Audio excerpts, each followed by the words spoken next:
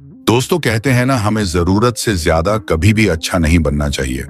जरूरत से ज्यादा अच्छा बनने से लोग उसका गलत फायदा उठा लेते हैं और हमें बेवकूफ समझने लगते हैं। इंसान को उतना ही दयालु और अच्छा होना चाहिए जितना की जरूरत हो। अपनी चीज का नुकसान करके कभी किसी की भलाई नहीं करनी चाहिए। आज की हमारी कहानी इसी पर आधारित है। एक नगर में एक व्यापारी रहता था। उसका बहुत बड़ा व्यापार था, अच्छा चलता था, पैसे की कोई कमी नहीं थी। पैसे के साथ साथ उसका मन भी बहुत अच्छा था। वह दूसरों की मदद करने के लिए हमेशा तैयार रहता था।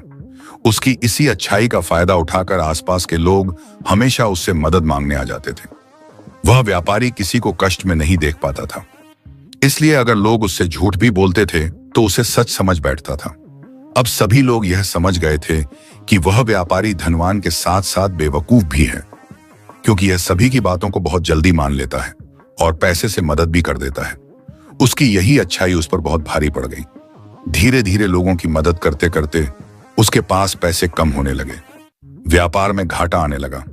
व्यापार में सामान कम होने की बजाय उसकी दुकान पर भीड़ भी कम रहने लगी। सामान ना होने की वजह से लोग उसके यहाँ आना कम कर दिए। उसके ऊपर बहुत कर्जा भी हो गया। उसका व्यापार बंद हो गया। अब लोग अपनी तकलीफ लेकर उसके पास नहीं आते थे, क्योंकि सब समझ गए थे कि अब वह हमारी क्या मदद करेगा। उसके पास तो पैसे ही खत्म हो गए। व्यापारी बहुत परेशान हो गया। तभी उसने सुना बगल के ही गांव में महात्मा बुद्ध आए हैं। वह दूसरे दिन सुबह उनके पास जाता है, प्रणाम करता है और बैठ जाता है। बुद्ध अपनी आंखें खोलते हैं और कहते हैं, क्या हुआ वत्स, तुम इतने परेशान क्यों हो?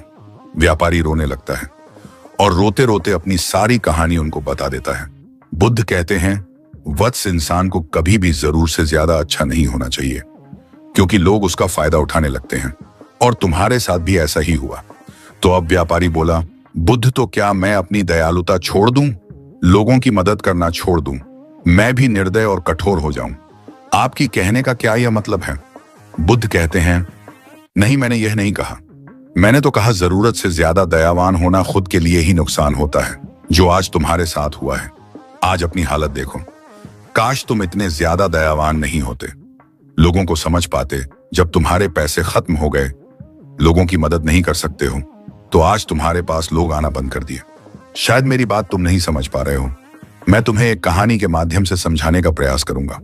व्यापारी कहता है, अब जो भी आप कहे, अब तो आप ही मेरा आसरा है। आप जो कहेंगे मैं वैसा ही करूंगा। बुद्ध कहते हैं, एक बार की बात है, एक जंगल में एक भेड़ रहता था। उसने एक बार अपने बच्चे को जन्म दिया। वह अपने बच्चे को बहुत प्यार करता था। बच्चा भी बहुत प्यारा था। भेड़ अपने बच्चे मेमने को अच्छे अच्छे संस्कार देने की कोशिश करती, अच्छी बातें बताती, कभी भी उसको कहीं अकेले नहीं जाने देती। धीरे धीरे जब मेमना बड़ा हुआ तो वह समझ गया कि मैं जो कुछ भी करूंगा, मेरी माँ उसमें मेरी मदद करेगी, हर मुसीबत से मुझे बचाएगी। और अब वह अपनी माँ की बातें ध्यानपूर्वक नहीं सुनता था। वह लापरवाह होता जा रहा था, बेफ होता जा रहा था कि मेरी हर परेशानी में माँ मेरा साथ देगी, मदद करेगी। एक बार जब भेड़ किसी काम में व्यस्त हो गई, तभी मेमना टहलते हुए बगल के जंगल में जा पहुंचा। उस जंगल में गया तो जंगल की खूबसूरती को देखकर वह दंग रह गया। वहां तरह तरह के पेड़ पौधे, फूल, सुंदर वातावरण देखकर उसे बहुत अच्छा लगा। वहीं पर घूमता रहा, फल फूल खाया और शाम होने पर अपनी माँ के पास आया और उनको बताने लगा कि माँ, आज मैं बगल की जंगल में गया था, बहुत अच्छा जंगल है, अब तो मैं रोज जाया करूंगा। तो भेड़ कहता है, वहां पर खतरा भी बहुत है बेटा, तुम अकेले वहां जाओगे, मैं तुम्हारे साथ नहीं रहूंगी, इसलिए वहां मत जाना। बड़े बड़े जानवरों का खतरा कब तुम्हारे पे आ जाए कौन जानता है। आज के बाद तुम बिल्कुल नहीं जाओगे। दूसरे दिन मेमना अपनी माँ को बिना बताए वहां चला गया। अब तो प्रतिदिन की उसकी यह आदत बन गई थी। वहां जाता, फल खाता और सुंदर सुंदर फूल पत्ती पौधों को तोड़कर नष्ट करता रहता। दिन भर ऐसे ही खेलता, नुकसान पहुंचाता और रात को माँ के पास चला जाता। माँ उसे प्रतिदिन समझाती, लेकिन समझाने का कोई फर्क नहीं पड़ा। एक बार जब मेमना ऐसे ही फूलों को, फलों को उखाड़ कर फेंक रहा था, तभी दूर से उसे जंगल का राजा शेर देखने लगा और बोला, यह बच्चा तो बहुत शरारती है। उसे बहुत गुस्सा आया, लेकिन राजा होने के साथ साथ शेर दिल का बहुत अच्छा था। वह अपने छोटे लोगों को, जानवरों को परेशान बिल्कुल नहीं करता था। ना ही उस पर आक्रमण करके उसे डराता था। उसने सोचा अगर एक बार मेमना मुझे देख लेगा तो डर कर भाग जाएगा, फिर नहीं आएगा। बहुत देर तक वह उसके सामने खड़ा रहा, लेकिन मेमना उसको नहीं देखा। एक दो बार देखकर भी अनदेखा कर दिया। सोचा ये मेरा क्या बिगाड़ लेगा। दूर से ही एक भेड़िया इस दृश्य को देख रहा था।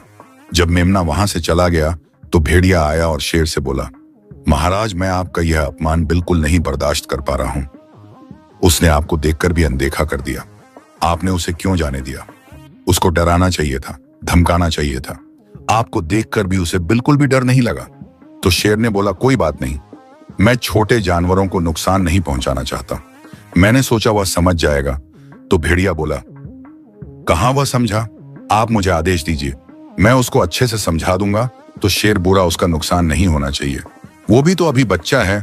तो भेड़िया बोला, कोई नुकसान नहीं होगा, उसको बस मैं उसे अपने तरीके से समझाऊं।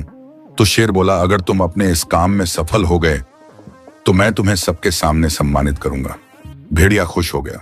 दूसरे दिन जब मेमना आया तो भेड़िया उसको बीच रास्ते में ही रोककर बोला, सुनो, मैंने तुम्हें इस जंगल में प्रतिदिन आते देखा, यहाँ की चीजों को नुकसान करते देखा। तुमने कल महाराज शेर को भी देखा, पर उनसे नहीं डरे। लेकिन आज मैं तुमको बिल्कुल नहीं छोड़ूंगा, क्योंकि तुम इस जंगल का बहुत नुकसान कर लिए। मेमना डर के मारे कांपने लगा।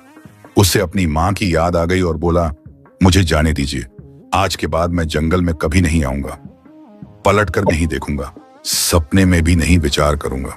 केवल आज मुझे जाने दीजिए, मैं अपनी मां के पास जाना चाहता हूं। भेड़िया उसको बहुत देर तक डराता रहा, धमका रहा, और मेमना जब बहुत ज्यादा डर गया, रोने लगा, माफी मांगने लगा, तब भेड़िया बोला, जाओ, आज के बाद इधर मुड़कर कभी मत देखना। मेमना जल्दी जल्दी अपनी मां के पास जाता है और रोने लगता है और सारी कहानी कहता है, मां, मैं तुम्हारी बात आज के बाद कभी नहीं टालूंगा, आप जो कहोगी मैं वही करूंगा।